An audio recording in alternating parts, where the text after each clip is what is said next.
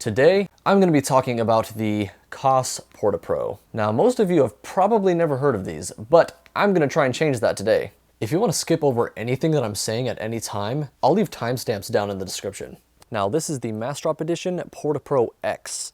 If you don't know what Massdrop is, it is an e-commerce platform that allows people to find products within a very specific field of interest. For example, these headphones are in the audiophile community, or if you're into outdoorsy kind of stuff, you can find outdoor products like hiking gear, camping gear, etc.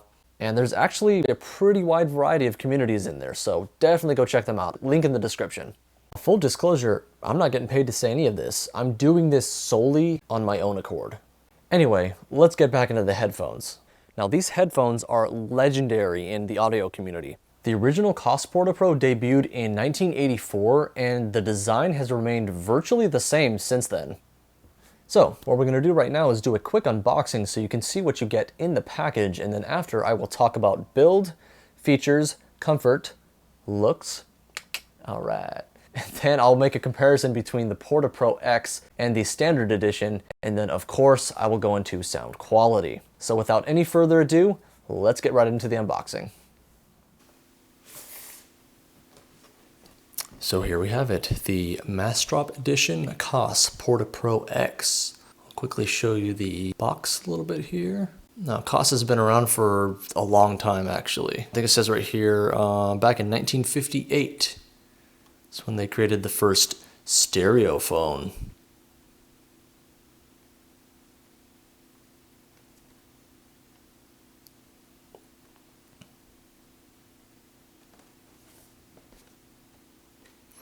So let's jump right into it.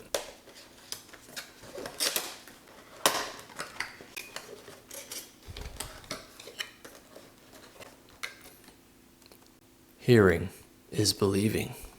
Yeah, okay.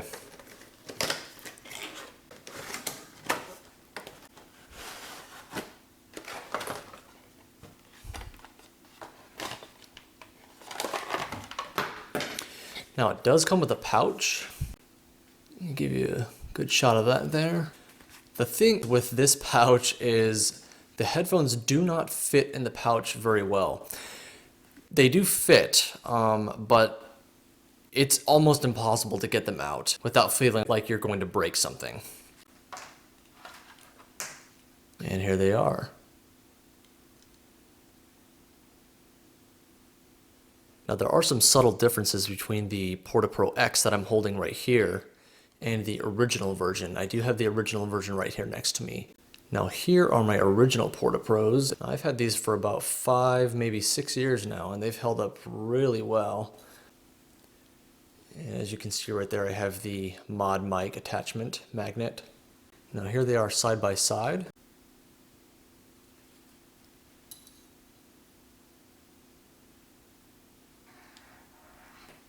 Oh, one thing I forgot to mention. Koss actually gives you a lifetime warranty. Which basically means if you destroy these, your cat eats them, the cable breaks, whatever the case may be, you can contact them and they will either repair them or replace them. That is absolutely fantastic. Alright, let's talk about build. The overall construction, the best word I could use to describe it is lightweight. It's mostly made of plastic, if this would focus. There we go. As you can see, mostly plastic here. However, the headband is made entirely of metal. I'm not sure what kind of metal, maybe it's aluminum or some kind of a magnesium alloy. Whatever it is, it's extremely lightweight. The earpads are made of a nice, soft, cushiony foam. We'll talk about that when we get to comfort. Now they also have these cushions on both sides that sit kind of like on your temples when you have them on. And the drivers are really simple. They just kind of sit and free float in this little ball joint here. Cable seems pretty good actually. It is terminated in a straight 3.5mm plug, but it does have some strain relief here with this metal coil, or maybe spring I should say. Now as you can see here, there are a couple of pretty big differences with the termination and the cables. Right here is the PortaPro X, and right here is the standard PortaPro. And as you can see, the standard is angled, Now, why they decided to go with the straight plug on the PortaPro X is kind of beyond me, because the angled one is a lot more portable friendly. Also, it's a basically attached double-sided cable on the standard, and the PortaPro X is just a single cable. Overall, actually really good construction. Again, very lightweight. Now, I can attest to the durability of these because I've had these since 2012 and they've held up just fine. The only thing I've had to do is change the ear pads 2 times. And now we'll talk about features here. I already did show one of them, the straight 3.5mm plug, and you may have already seen it when I showed the up close of the sides. This is the comfort zone. As you can see, it is on the firm setting by default, but you can actually slide that little adjuster to a middle level and the light level. Now what that does is actually pretty simple. It just changes the clamping force on your head. For me personally, out of the box, the firm setting is a little bit too clampy for my taste. The middle setting, I found, strikes a nice balance between the firm and the light setting. The light setting, which I'm going to switch to right now, feels really weird. It's almost like the driver is sitting too far away from my ears and I'm not getting a good sound, I guess. I don't know, it's really hard to describe. I don't really like it, which is why I stick with the middle setting. Oh, I almost forgot. The PortaPro X actually feature an inline mic and control. It's just a 1 button, but it still gets the job done. It does play, pause, skip, previous track, and it does answer and end calls, but I haven't taken a call with this yet. I'll have to double check on that. I almost forgot to talk about how these fold up. So if you notice here, if I just turn them upside down and fold these in, so you've got this U shape here and there is a clasp at the top and you just clip them together and there you go. And what I like to do is wrap these up as well. You can just pop these in. Well, the included bag is kind of terrible, to be honest with you. They do fit nice and snugly in the bag, but it's not something I would use every day to carry these around. All right, let's talk about comfort. Oh man, are these comfortable. Now, everyone's mileage will vary, but for me personally, these are extremely comfortable. And the reason for that is because they are so lightweight, like I mentioned before. When I put them on, they literally disappear. Yeah, even with the firm setting, I could sit here for hours and I feel no need to take these off at all whatsoever. And again, with that feature that I showed earlier, the comfort zone, you can actually adjust the comfort to your preference. So that's pretty much all I have to say about that.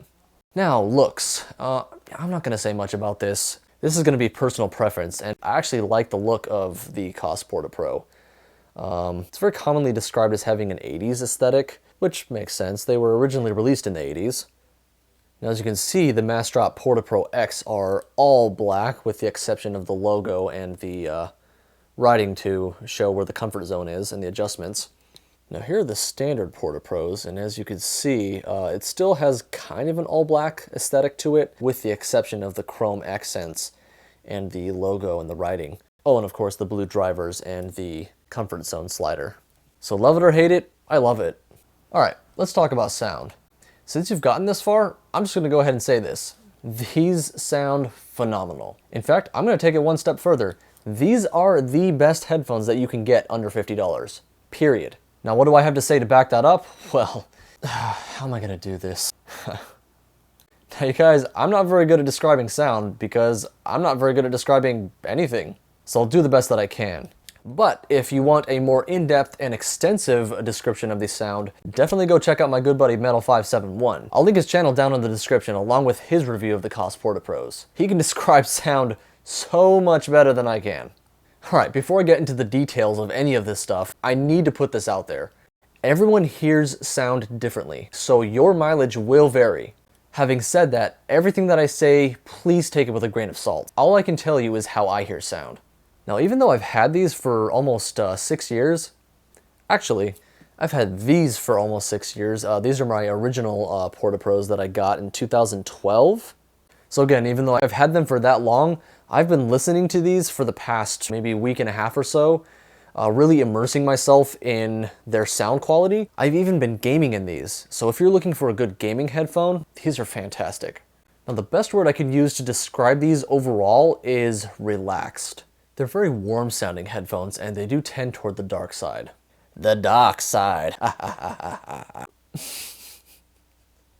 just try and keep this as simple as I can. Bass, mids, highs.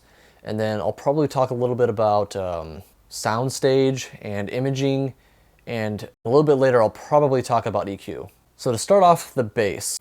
The bass is actually fairly neutral. I didn't find it too lacking in particular in any areas, but for my personal preference, I actually did up the bass a little bit in EQ. Once again, I'll talk about EQ a little bit later. So the bass is there, it's actually really punchy. It actually digs pretty deep. However, what I did notice is that with certain sub bass frequencies, it did get a little distorted, but it was extremely minimal. Very impressive bass. Now the mids. The mids are a little bit harder for me to describe.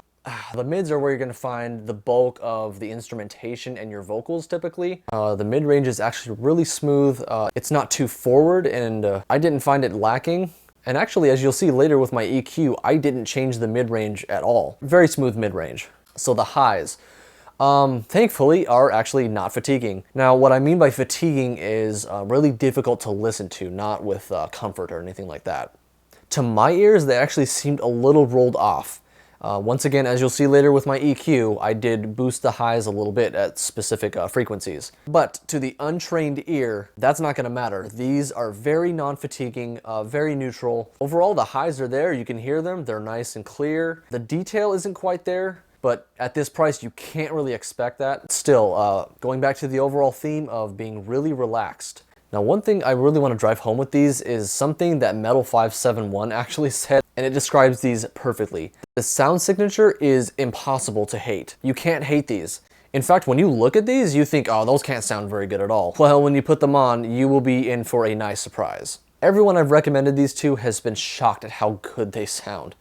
I'm going to take it outside to talk about EQ for a second. Now here's EQ in 5 seconds. Sound sits in a frequency range from 0 Hertz all the way up to, well, just about infinite, but really the human ear can only hear so high and it only hear so low. So you can raise or lower the bass, mids, or highs depending on your preference. I know that was more than 5 seconds, but what you gonna do? Now this part is going to be a little advanced for most of you, but I'm still going to put it in here for those of you who are interested nonetheless. So as you can see here, going from left to right, I've upped the sub bass at 31 and 62 Hertz. Now going into the mid-range and into the lower treble, I've left all of that alone because like I said, the mid-range is nice and smooth. I didn't find it lacking or too forward. But you'll see as we go into the treble at 4,000 and 8,000 Hertz, and even at 16,000 Hertz, I've bumped up a couple of dB for all 3 of those. That just gives it a little bit more sparkle and a little bit more shine. Now, soundstage and imaging. Soundstage and imaging pretty much go hand in hand. Soundstage is how wide sound seems to be contained within. And imaging is how accurately you can pinpoint the instrumentation within that space. The problem here, at least for me, is that these are really confusing. So for example, I will have situations where I'll be watching a video and I will hear a sound that I genuinely thought was coming from within the room that I'm in, only to find out that it was actually the sound from the video that I was watching the whole time. That happens to me actually quite a bit. Your mileage may vary, and I have no idea if it was just simply the accuracy of the sound that was recorded in the video I was watching, or if it's the actual headphones. Leakage. So these are open back, which means sound will bleed out from them while you're listening to them. And that means other people around you are most likely going to hear what you're listening to. It's not going to be super loud, but there's still going to be some leakage nonetheless. It also depends on how loud you're listening to them. I'll give you a little sample of that right now. And bear in mind, the microphone is right here.